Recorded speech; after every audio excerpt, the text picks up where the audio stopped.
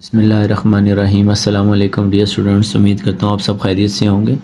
तो केमिस्ट्री के सीरीज़ के अंदर चैप्टर नंबर 2 हम लोग डिस्कस कर रहे हैं। उसमें लेक्चर नंबर 10 है आज हमारा, जिसका नाम है आयोनाइजेशन एनर्जी। इससे पहले बच्चों हमने लेक्चर नंबर 9 में हमने डिस्कस किया था शेप्स ऑफ ऑर्बिटल्स के हवाले से, फ्री रेडिकल के हवाले से, लोब्स के हवाले से और नोड्स के हवाले से। तो अब हम डिस्कस करेंगे आयोनाइजेशन एनर्जी। बहुत ही इंपॉर्टेंट टॉपिक है। कोशिश करूँगा कि इसमें जितनी भी चीज़ें हैं, जो जो कुछ भी है वो सारा आपका क्लियर हो, ठीक है। तो आयोनाइजेशन एनर्जी असल में नाम से ही ज़ाहिर है। अगर आप इसके नाम पे गौर करें तो नाम लिखा हुआ है आइंस, आइन, आधा लफ्ज़ है आइन। अब आइन का मतलब है किसी चीज़ के ऊपर पॉजिटिव या नेगेटिव चार्ज आना। तो आयोनाइजेशन एनर्जी क्या है कि वो कम से कम एनर्जी जो किसी एटम के वैलेंस शेल में इलेक्ट्रॉन को निकालने के लिए होती है, उसे हम आयोनाइजेशन एनर्जी कहते हैं, ठीक है। तो इसी चीज़ को अब हम अपनी वर्डिंग में लिख लेते हैं कि आयोनाइजेशन एनर्जी हम कहते किसे हैं, ताकि हमारा क्वेश्चन में अगर डेफिनेशन आ जाए तो हम उसको लिख सकें, ठीक है।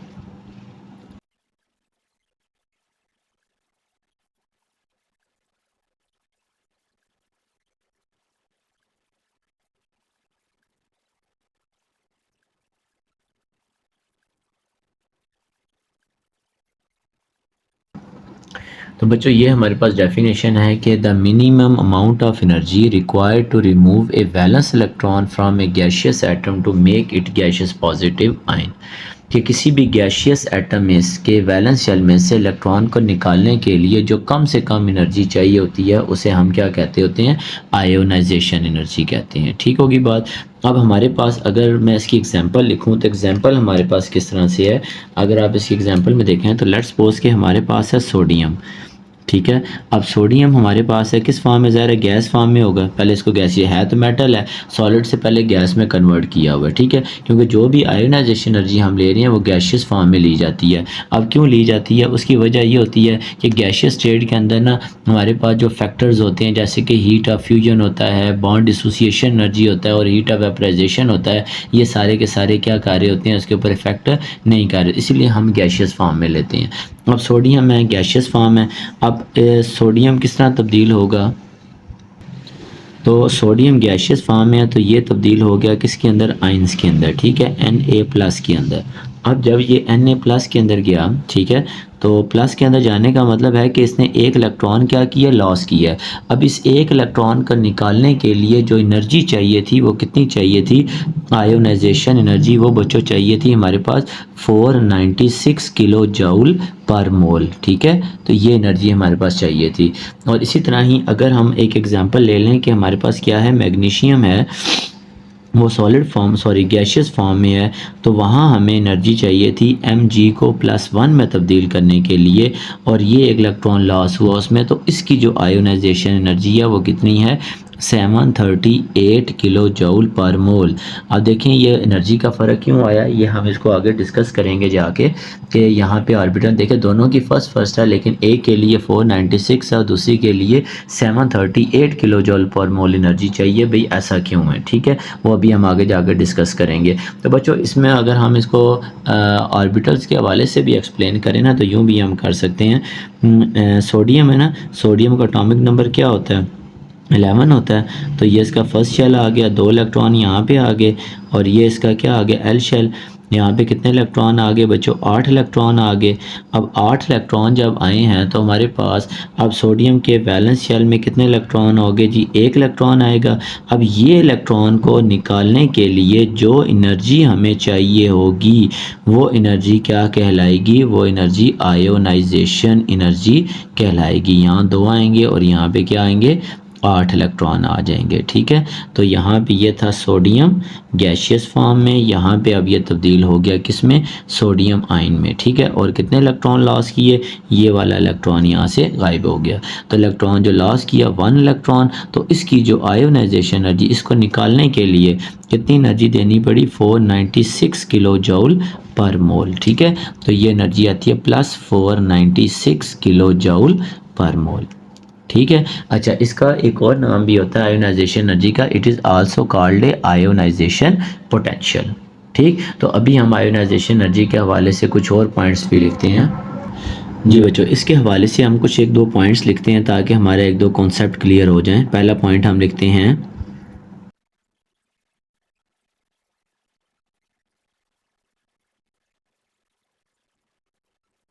दो पॉइंट ध्यान में रखिएगा कि आयोनाइजेशन एनर्जी का दूसरा नाम है आयोनाइजेशन पोटेंशियल, और इसको हम किस तरह मेंशन करते हैं, किलो जूल पर मोल के यूनिट में हम इसको रिप्रेजेंट करते हैं। ठीक है।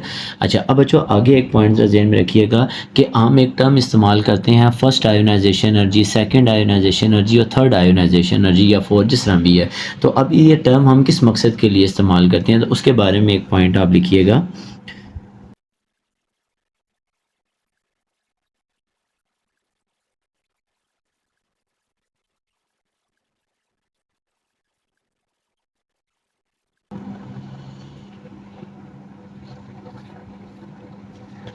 ठीक है, तो ये हमने एक पॉइंट लिखा है कि पहले इलेक्ट्रॉन को निकालने के लिए जो अमाउंट ऑफ एनर्जी रिक्वायर्ड होगी उसे हम क्या कहते हैं, फर्स्ट आयोनाइजेशन एनर्जी।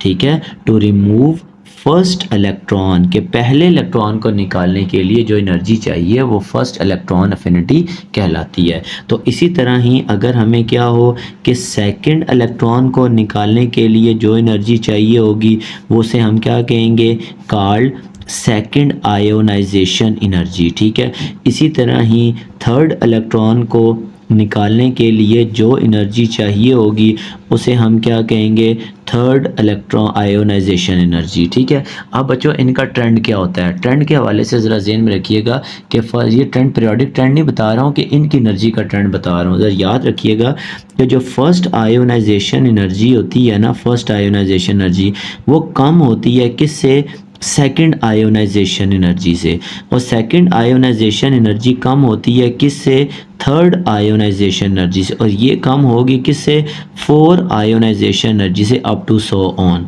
अब ये ऐसा होता क्यों है, इसका मतलब ये हो गया कि फर्स्ट इलेक्ट्रॉन निकालना आसान है, सेकंड इलेक्ट्रॉन को निकालने के लिए एनर्जी ज़्यादा चाहिए होगी, थर्ड को निकालने के लिए और ज़्यादा चाहिए होगी, फोर को निकालने के लिए और ज़्यादा चाहिए होगी। अब ये बच्चों इसकी वजह क्या है कि हमें क्यों ऐसा होता है कि हमें फर्स्ट के लिए कम चाहिए, सेकंड के लिए ज़्यादा और थर्ड के लिए उससे भी ज़्यादा चाहिए। तो उसकी हम यहाँ पे रीज़न के नाम से मैं लिख देता हूँ ताकि आपका ये कॉन्सेप्ट भी क्लियर हो। द रीज़न, अब इसकी रीज़न क्या है कि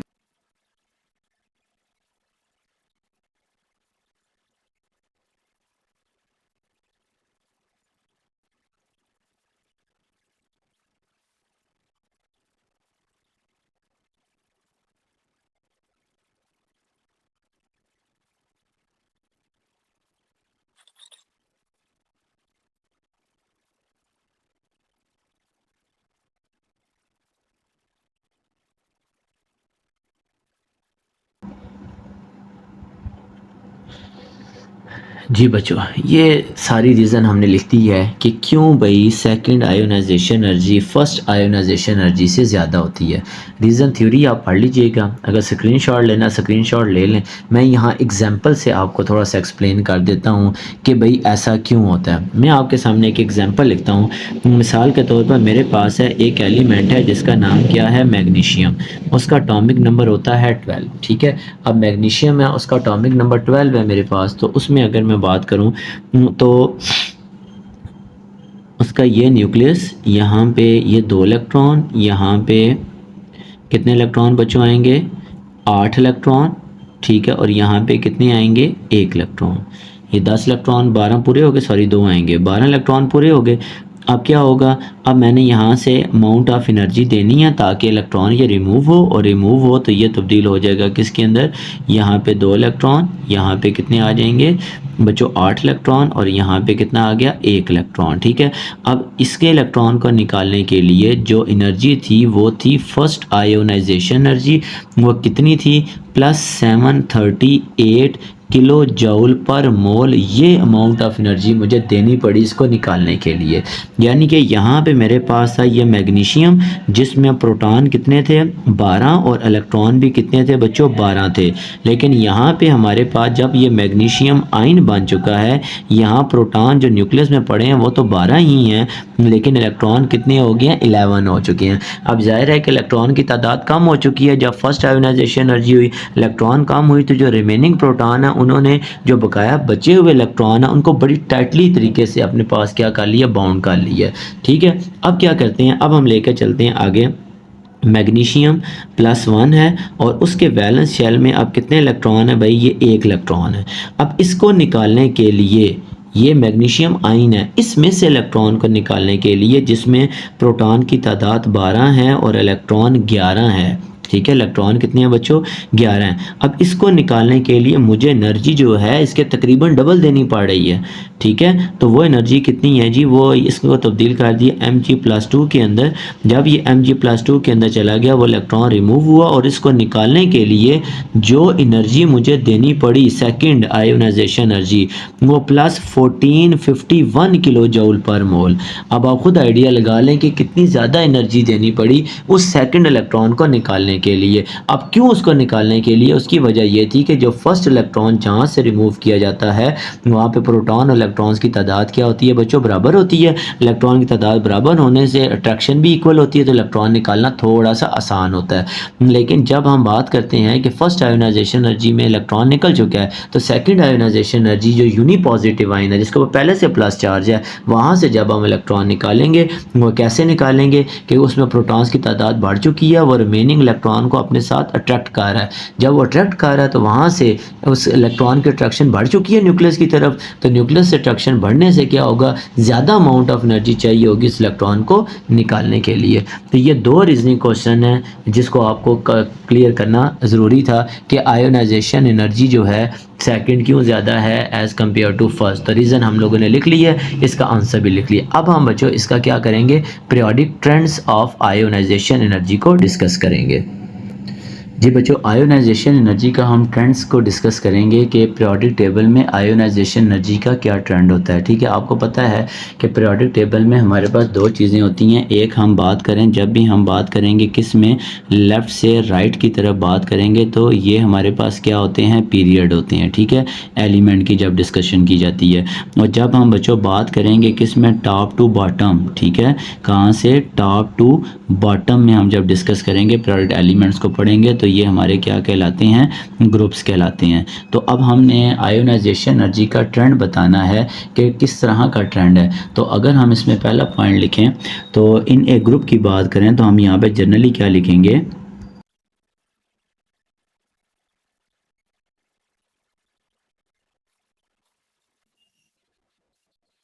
जी बच्चों, सबसे पहले मेन पॉइंट आपने क्या लिखना है कि जब भी आप ग्रुप में बात करोगे in a group from top to bottom, कि आयोनाइजेशन एनर्जी जो है वो क्या करेगी, डिक्रीज करेगी। ठीक है बच्चों, आयोनाइजेशन एनर्जी क्या करेगी, डिक्रीज करेगी। अब इसकी डिक्रीज करने की वजूहात क्या क्या हैं कि ग्रुप में ionisation energy top to bottom decrease क्यों करती है, तो उसकी वजह आप लोगों ने ये बतानी है। ड्यू टू नंबर 1 पॉइंट में आपने बताना है इसमें कि इंक्रीज इन,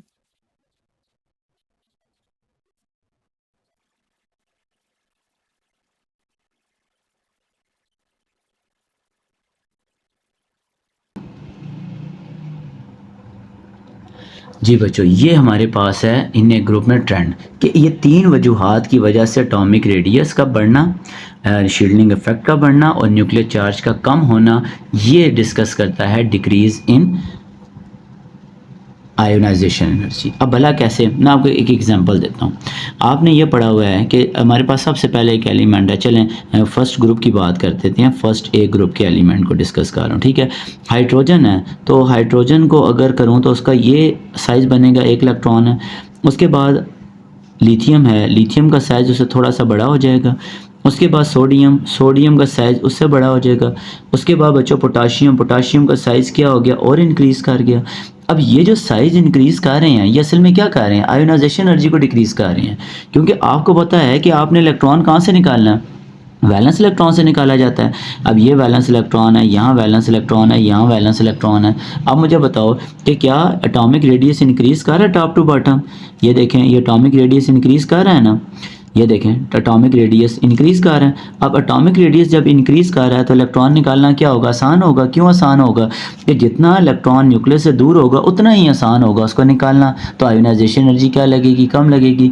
अब बात करते हैं शील्डिंग इफेक्ट की। शील्डिंग इफेक्ट क्या है असल में, शील्डिंग इफेक्ट होता है बच्चों न्यूक्लियस और वैलेंस इलेक्ट्रॉन या वैलेंस शेल के दरमियान जितने भी शेल्स आ रहे होते हैं वो शेल्स असल में शील्डिंग इफेक्ट होते हैं। ठीक है, मैं एक एग्जांपल देता हूँ, जैसे कि सोडियम है ना, सोडियम का ये न्यूक्लियस है ना, तो इसका ये आ गया के शेल, ये इसका आ गया एल शेल और यहाँ एम शेल है। तो इसका मतलब है कि एम शेल में एक इलेक्ट्रॉन है, दरमियान में ये जो दो अंडरलाइंग शेल्स आ रहे हैं ये शील्डिंग इफेक्ट है। तो जब मैं टॉप टू बॉटम जा रहा होता हूँ, टॉप टू बॉटम, तो नंबर ऑफ शेल इंक्रीज कर रहे हैं, तो नंबर ऑफ शेल इंक्रीज कर रहे हैं तो उसका शील्डिंग इफेक्ट इंक्रीज कर रहा है। जितना ज़्यादा शील्डिंग इफेक्ट होगा इलेक्ट्रॉन निकालना उतना ही आसान होगा, उतनी ही कम आयोनाइजेशन एनर्जी रिक्वायर्ड होगी। तो इसी तरह ही यहाँ पे अगर मैं बात करूँ ये वाले लास्ट में, the decrease in nuclear charge. अब देखो हाइड्रोजन के पास जो इलेक्ट्रॉन है वो ज़्यादा करीब है या पोटाशियम पे पड़े हुए एटम के वैलेंस इलेक्ट्रॉन करीब है, कौन सा करीब है, हाइड्रोजन का करीब है। तो इसका मतलब क्या हुआ कि उस इलेक्ट्रॉन की अट्रैक्शन न्यूक्लियस के ऊपर क्या है, ज़्यादा है, और इस इलेक्ट्रॉन की अट्रैक्शन न्यूक्लियस के ऊपर क्या है, कम है। जब अट्रैक्शन कम है तो क्या करेंगे, मिनिमम अमाउंट ऑफ एनर्जी मिलेगी इसको, कम से कम एनर्जी मिलेगी और इलेक्ट्रॉन आपका क्या हो जाएगा, रिमूव हो जाएगा। अब मिनिमम एनर्जी का मतलब क्या है कि आयोनाइजेशन एनर्जी कम है। समझ आ रही बात की। तो ये तीन फैक्टर हैं जिसकी वजह से ग्रुप में आयोनाइजेशन एनर्जी जो है वो क्या करती है, डिक्रीज करती है। तो बच्चों अब हम साथ ही इन पीरियड में डिस्कस करेंगे कि पीरियड में आयोनाइजेशन एनर्जी का क्या इफेक्ट होता है। जी बच्चों, अब हम बात करेंगे पीरियड में आयोनाइजेशन एनर्जी का क्या ट्रेंड है। ठीक है, तो अब हम क्या लिखते हैं यहाँ पे, पहला हम पॉइंट लिखेंगे कि क्या डिक्रीज करती है या इंक्रीज करती है, तो वो हम लिखते हैं यहाँ पे।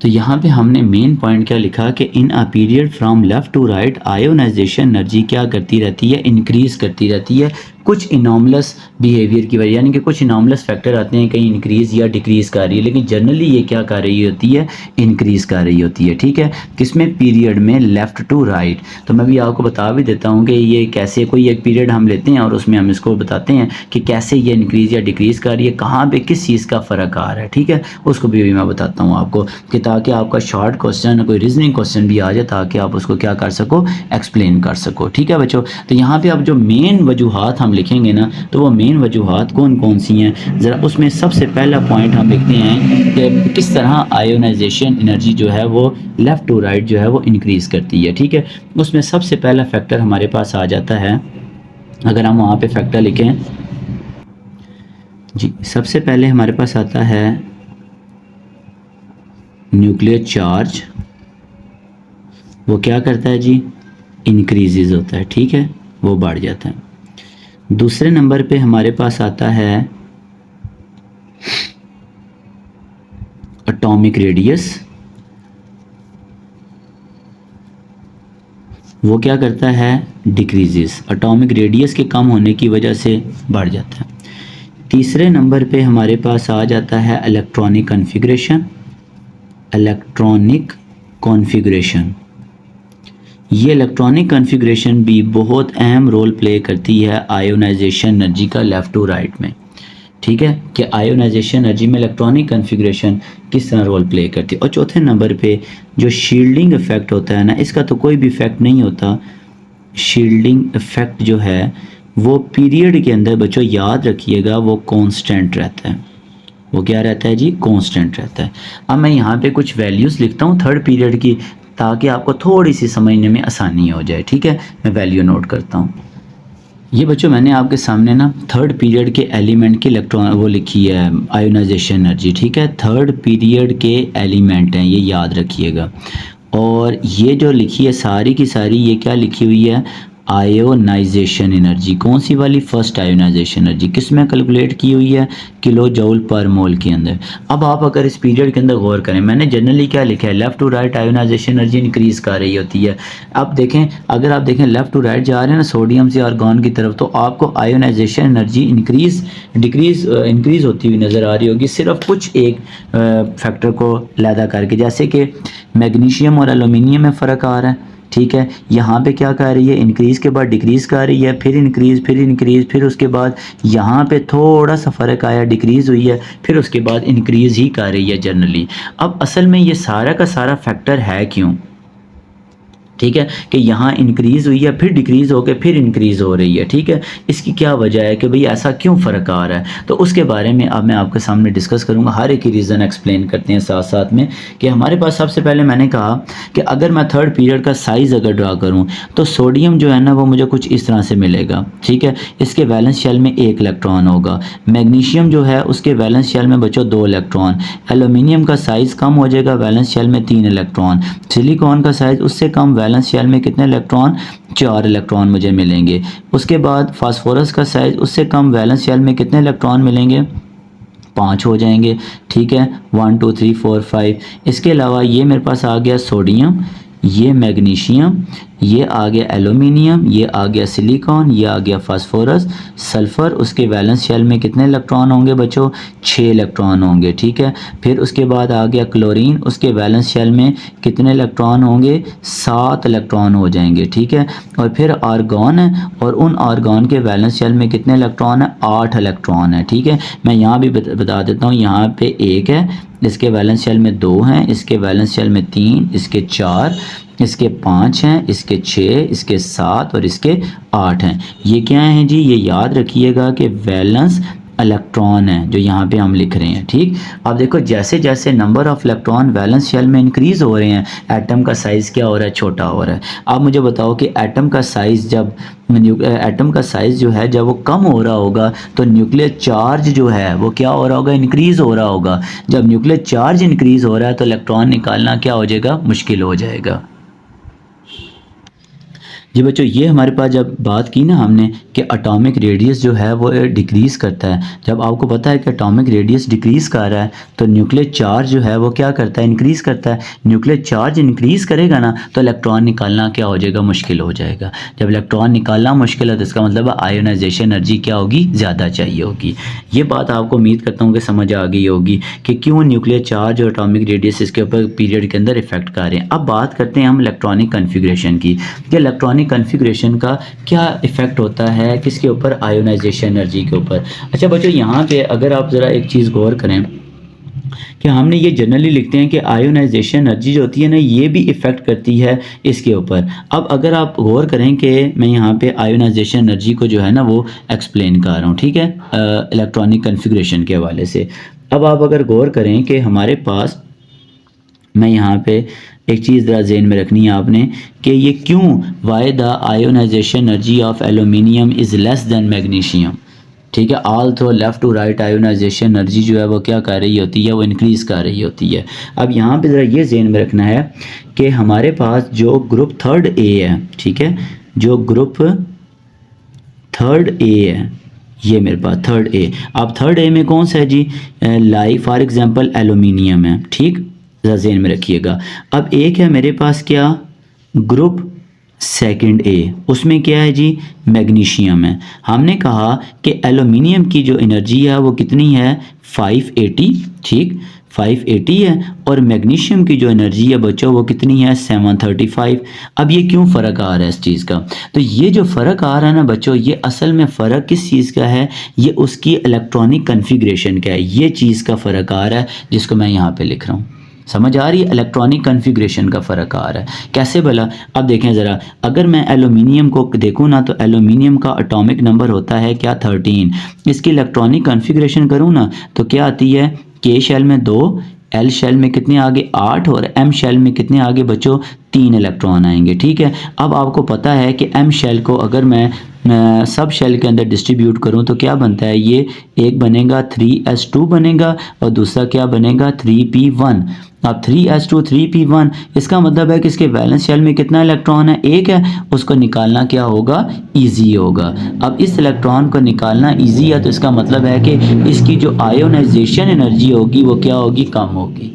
बात समझ आ रही है। अब बात करते हैं दूसरा हमारे पास क्या है जी, मैग्नीशियम का एटॉमिक नंबर है 12, इलेक्ट्रॉनिक कन्फिग्रेशन करो 2, एल में कितनी आ गई है 8, एम में कितने आते हैं जी 2।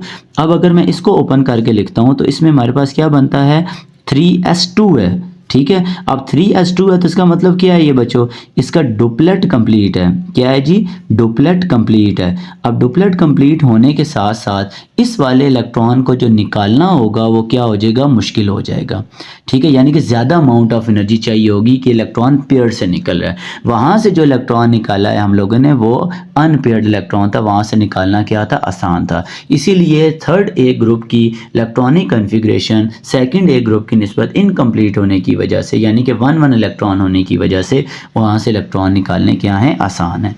अब बात करते हैं कि भाई जो फिफ्थ ए ग्रुप होता है हमारे पास, ठीक है, 5A ग्रुप। अब 5A ग्रुप के वैलेंस शेल में कितने इलेक्ट्रॉन होंगे बच्चों, 5 इलेक्ट्रॉन होंगे। अब इसी तरह बच्चों हमारे पास जो ग्रुप 5A है, ग्रुप 5A, अब ग्रुप 5A में मेरे पास जो एलिमेंट आ रहा है वो कौन सा आ रहा है, फास्फोरस आ रहा है, जिसकी आयोनाइजेशन एनर्जी कितनी आ रही है, 1060 आ रही है, और जबकि उससे आगे जो पड़ा हुआ है उसकी एनर्जी क्या है, उससे कम आ रही है। अब ये क्यों आ रहा है, इसकी वजह ये है, वो ये बच्चों due to half filled orbital, due to half filled orbital, half filled orbital होने की वजह से इसकी जो एनर्जी है वो क्या है, ज़्यादा है। अब मैं आपको बताता हूँ ज़रा ऑर्बिटल की स्टेबिलिटी के हवाले से। अब बच्चों उसकी स्टेबिलिटी हमारे पास क्या होती है, याद रखिएगा कि जो हमारे पास होता है ना फुल फील्ड ऑर्बिटल,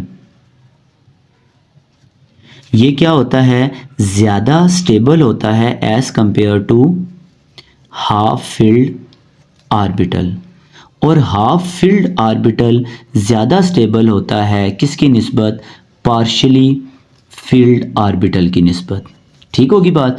अब आप देखो फास्फोरस है, फास्फोरस का हमारे पास जो है 15 है एटॉमिक नंबर। अब फास्फोरस 15 है, इलेक्ट्रॉनिक कन्फिग्रेशन करो तो क्या है, देखें के शेल में 2 इलेक्ट्रॉन चले गए, एल शेल में कितने चले गए 8, और एम में कितने चले जाएंगे 5। अब m में 5 जाने का मतलब क्या है कि अगर मैं इसको ओपन करके लिखूं तो ओपन करके कैसे होगा, 3s2 और 3p3, 5 इलेक्ट्रॉन पूरे हो गए। अब ये जो हमारे पास 3s2 3p3 है, अब ये क्या है, हाफ फील्ड है, ये क्या है बच्चों, हाफ फील्ड है, और हाफ फील्ड होने की वजह से अब क्या है, ये स्टेबल है। अब हाफ फील्ड होने से ये क्या है, स्टेबल है, और स्टेबल होने से इसकी जो आयोनाइजेशन एनर्जी होगी वो क्या होगी, ज़्यादा होगी, ठीक है। तो बच्चों पीरियड में हम लोगों ने कुछ इनॉर्मलस बिहेवियर को डिस्कस किया, जिसके अंदर हमने ये बताया कि कहीं लेफ़्ट टू राइट जाते हुए बाकायदगी से आयोनाइजेशन एनर्जी डिक्रीज़ नहीं हो रही होती, बल्कि उसमें कहीं ना कहीं इफ़ेक्ट ज़रूर आ रहा होता है। तो पेपर के हवाले से ये क्वेश्चन आपने माइंड में रखिएगा कि पेपर में क्वेश्चन आ सकता है कि क्यों इस एलिमेंट की एनर्जी इस एलिमेंट की एनर्जी से जो है वो ज़्यादा आ रही है। तो उम्मीद करता हूँ कि यहाँ तक आपको ये टॉपिक जो है वो क्लियर हो गया होगा। अब हम इसके बाद डिस्कस करेंगे factor affecting on ionisation energy. अच्छा, शील्डिंग इफेक्ट की अगर हम बात करें ना बच्चों, तो शील्डिंग इफेक्ट हमारे पास क्या रहता है, कांस्टेंट रहता है, उसका आयोनाइजेशन एनर्जी के ऊपर कोई भी इफेक्ट नहीं होता पीरियड के अंदर, ग्रुप में ज़रूर होता है, ठीक है। तो अब हम डिस्कस करेंगे फैक्टर अफेक्टिंग आयोनाइजेशन एनर्जी। जी डियर, तो अब हमारे पास अगला टॉपिक आ जाता है factor influencing the ionisation energy. तो आपके पास 4 फैक्टर हैं जो आपके कोर्स में डिस्कस किए गए हैं। एक है न्यूक्लियर चार्ज है, एक है एटॉमिक रेडियाई है, फिर इसके बाद हमारे पास शील्डिंग इफेक्ट आता है, और नेक्स्ट आ जाता है स्पिन स्पिन रिपल्जन। तो बच्चों उसमें हम सबसे पहले जो डिस्कस कर रहे हैं ना वो न्यूक्लियर चार्ज के हवाले से डिस्कस कर रहे हैं कि न्यूक्लियर चार्ज किस तरह जो है ना वो इफ़ेक्ट करता होता है।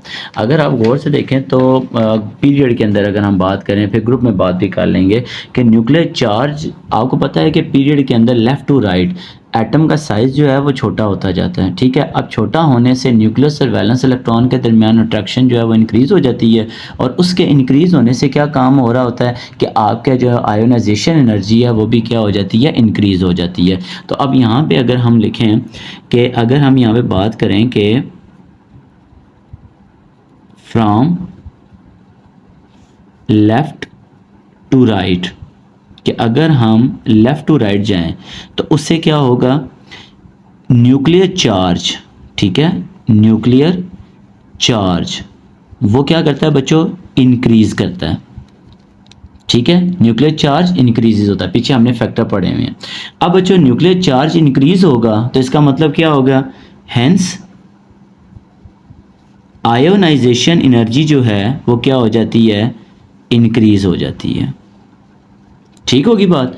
इसी तरह ही अगर हम बात करें top to bottom in a group, ठीक है, top to bottom in a group, nuclear charge जो होता है वो क्या होता है, डिक्रीज होता है, ठीक है। अब बच्चों न्यूक्लियर चार्ज जब डिक्रीज होगा तो आयोनाइजेशन एनर्जी जो है वो क्या होगी, डिक्रीज हो जाएगी, ठीक है। यानी कि कम अमाउंट ऑफ एनर्जी चाहिए होगी इलेक्ट्रॉन को रिमूव करने के लिए। तो इस पूरी बात के बाद क्या हम ये लाइन लिख सकते हैं कि nuclear charge is directly proportional to ionisation energy. अगर न्यूक्लियर चार्ज बढ़ेगा तो आयोनाइजेशन एनर्जी भी बढ़ेगी, न्यूक्लियर चार्ज कम होगा तो आयोनाइजेशन एनर्जी भी कम होगी, ठीक है। तो नेक्स्ट हमारे पास आ जाता है फैक्टर, वो कौन सा फैक्टर है, उसका नाम है हमारे पास एटॉमिक रेडियाई, ठीक है।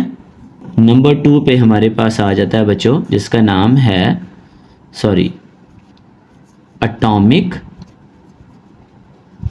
रेडियाई, ये हमारे पास फैक्टर है नेक्स्ट। अब एटॉमिक रेडियाई क्या होता है, मैं दो बातें करता हूँ यहाँ पे, ठीक है, हम यूँ लिख लेते हैं ताकि हमारे लिए आसानी हो जाए। एक हम बात करेंगे इन आ पीरियड, ठीक है, पीरियड। अब पीरियड में क्या होता है, from left to right.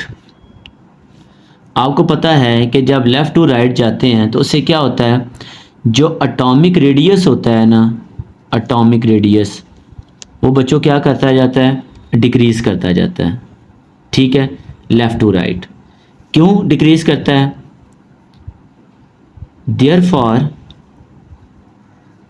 Therefore जब एटम का रेडियस कम होगा ना तो उससे क्या होगा बच्चों, न्यूक्लियर चार्ज जो है वो क्या करेगा, इंक्रीजेस।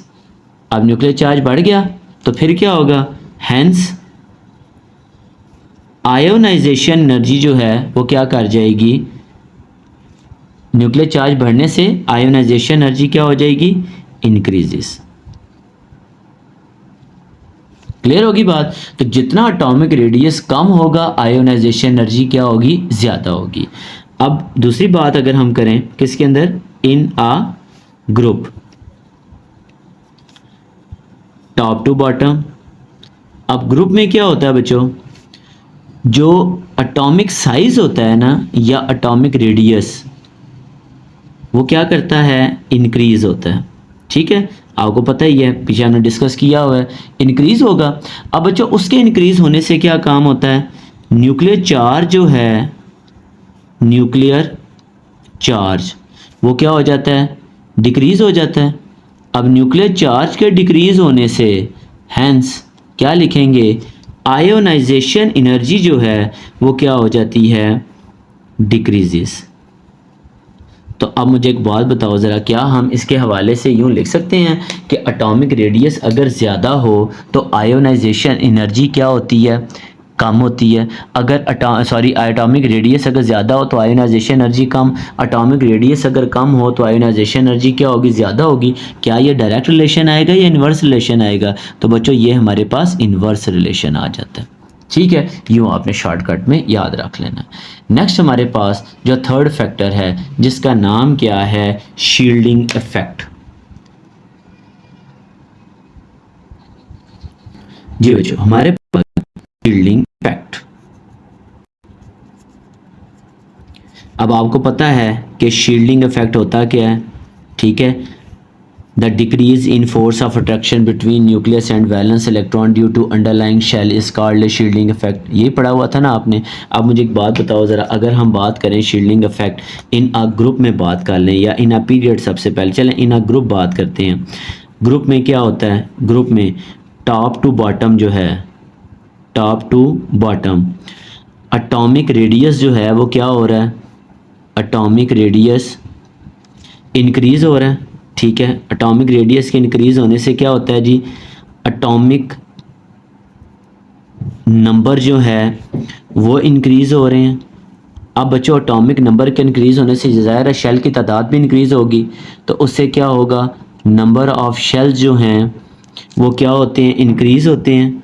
अब जब नंबर ऑफ़ शेल इंक्रीज़ होंगे तो इसका मतलब है कि वो शील्डिंग इफेक्ट है। तो अब मुझे बताओ कि जब हम बात करते हैं कि in a group top to bottom atomic radius increase होता है, एटॉमिक नंबर इंक्रीज़ हो रहे होते हैं और नंबर ऑफ़ शेल्स जो हैं वो इंक्रीज़ हो रहे होते हैं, तो इसका मतलब क्या होता है? हैंस क्या होगा कि आयोनाइजेशन एनर्जी जो है वो क्या हो जाती है? डिक्रीज़ हो जाती है। ठीक होगी बात। अब क्यों डिक्रीज़ होती है? क्योंकि ड्यू टू शील्डिंग इफेक्ट जो है,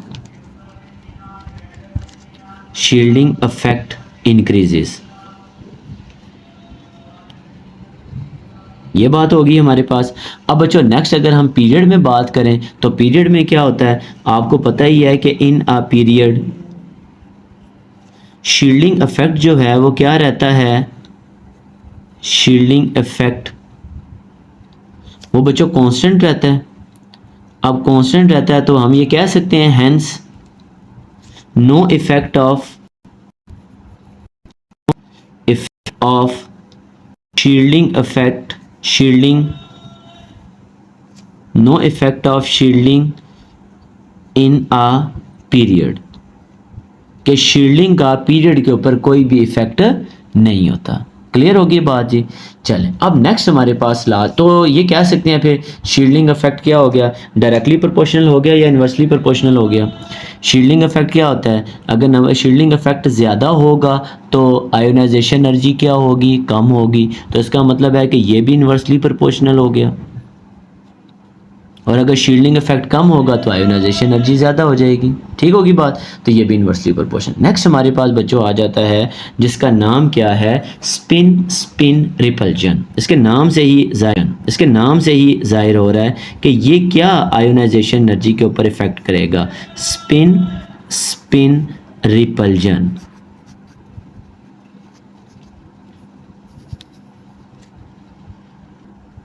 जी बच्चों अब मैं ना आपको जो स्पिन पेयर रिपल्जन है ना कुछ इस तरीके से समझाता हूँ कि एक चीज़ आपने ज़हन में रखनी है। पहले तो अगर हम इसकी मेन लाइन लिख लें कि जो स्पिन पेयर रिपल्जन होती है ना वो जितनी ज़्यादा होगी आयोनाइजेशन एनर्जी उतनी ही क्या होगी? कम होगी।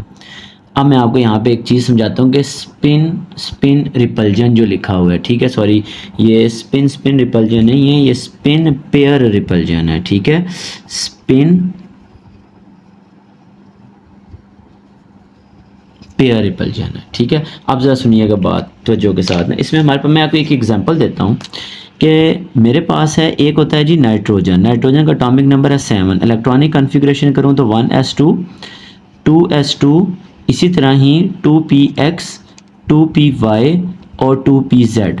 तो कितने इलेक्ट्रॉन आएंगे? 1 2 एंड 3, 7 इलेक्ट्रॉन्स पूरे हो गए।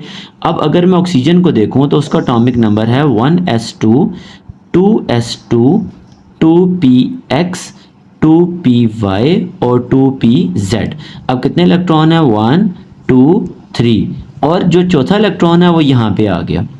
समझ आ गई बात की। अब आपने अगर ये चीज़ देख ली ना, अब आपने ये एक चीज़ और देखी होगी कि जो आयोनाइजेशन एनर्जी होती है ना ऑफ नाइट्रोजन, जब हम लेफ़्ट टू राइट जाते हैं तो आयोनाइजेशन एनर्जी नाइट्रोजन की जो फर्स्ट है ना वो 1420 किलो जूल पर मोल है। क्लियर होगी बात। लेकिन जो आयोनाइजेशन एनर्जी है ना ऑफ ऑक्सीजन वो आती है 13 किलो जूल पर मोल। अब इन दोनों में क्या डिफरेंस है? आपने तो ये पढ़ा है कि जब हम लेफ़्ट टू राइट जाते हैं, लेफ़्ट टू राइट जाते हैं तो आयोनाइजेशन एनर्जी जो है वो क्या हो जाती है? इंक्रीजेज होती है। ठीक है। अब ये क्यों डिक्रीज हो रही है भाई, क्या वजह है? तो उसकी वजह यही है कि जब इलेक्ट्रॉन आपके पास पी क्या हो, हाफ फील्ड हो, तो उसमें पेयरिंग ना हो, हाफ फील्ड हो और हाफ फील्ड में आप पेयरिंग ना करो तो फिर आपकी स्पिन पेयर रिपल्जन जो है वो कम होती है। अब डी के अंदर यहाँ पे पेयर आ गया, अब पेयर आने से क्या हो गया, स्पिन पेयर रिपल्जन होगी। जब स्पिन पेयर रिपल्जन होगी ना, तो उससे क्या काम होगा, उससे इलेक्ट्रॉन जो है एक दूसरे को रिपेल करेंगे, इलेक्ट्रॉन की एनर्जी क्या होगी, डिक्रीज होगी, सॉरी इंक्रीज होगी। जब इलेक्ट्रॉन की एनर्जी इंक्रीज होगी तो उसको वहाँ से निकालना क्या होगा, आसान होगा। इलेक्ट्रॉन आसान निकलने का मतलब यह है कि उसकी आयोनाइजेशन एनर्जी क्या होगी बच्चों, कम होगी। समझ आ रही बात की? अब अगर हम इसको थोड़ा सा यहाँ पे इस फॉर्म में लिख लें तो आपको उम्मीद है कि ये रीजनिंग क्वेश्चन भी क्लियर हो जाएगा कि आपने यहाँ पे क्या कहना है कि अगर हमारे पास electron paired in half filled orbital, ठीक है, अगर electron half filled p orbital के अंदर अगर इलेक्ट्रॉन क्या हो, पेयर्ड हो, तो फिर क्या होगा, उससे इलेक्ट्रॉन पेयर रिपल्जन जो है ना, इलेक्ट्रॉन पेयर रिपल्जन बच्चों वो क्या करेगी, इंक्रीज करेगी। ठीक है, इंक्रीज होगी। अब उसके इंक्रीज होने से क्या होगा, causes the energy of electron, ये क्या करेगी, causes the energy of electron जो है वो बच्चों क्या करेगी, इंक्रीज करेगी।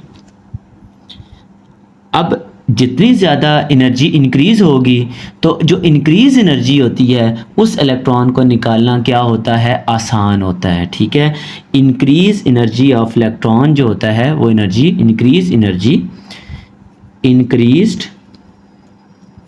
Energy makes the